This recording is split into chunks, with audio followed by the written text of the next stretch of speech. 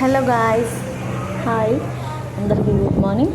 నేనైతే ఈ video shoot చేసింది అక్టోబర్ 1, కానీ నాకు పెట్టడానికి చాలా టైం అయ్యింది. మేము ప్రతి సంవత్సరం అక్టోబర్ 1న ఖచ్చితంగా బార్బీక్యూకి వెళ్తాం, ఎందుకంటే ఆ రోజు మా హస్బెండ్ బర్త్డే.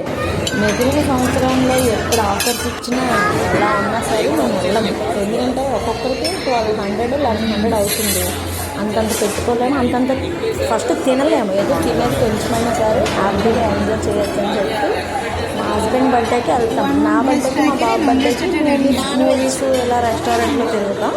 మా హస్బెండ్ బర్త్డేకి మాత్రం ఖచ్చితంగా మేము బార్బీక్యూకి వెళ్తాం.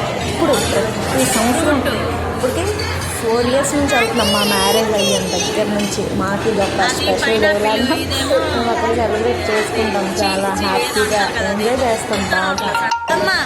బాగుందా? ఇంకా మా బాబు కూడా ఇక్కడ చాలా బాగా ఎంజాయ్ చేస్తున్నాడు, వారికి నచ్చిందంట.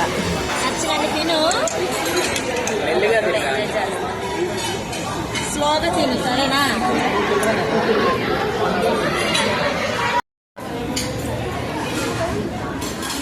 చికెన్ మోమో, చికెన్ లాలీపాప్స్, ఇదేదో పొటాటోది అన్నారు, తెలీదు.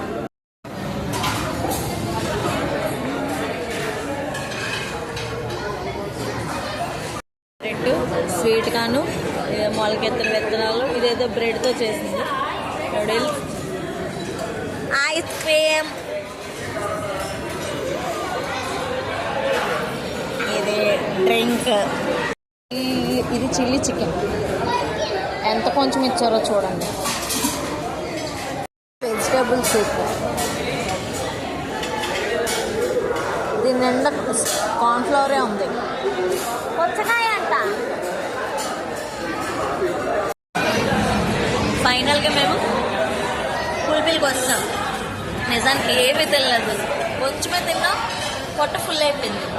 లాస్ట్గా మేమిద్దరం, ఆ బాబుగారు నేను పులిపి తింటున్నాం. చూపించాను.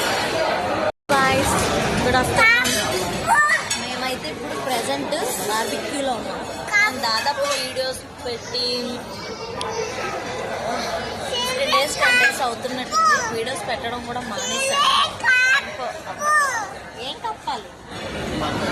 వీడికి చలేస్తుందంట, చున్నీ కప్పాలంట.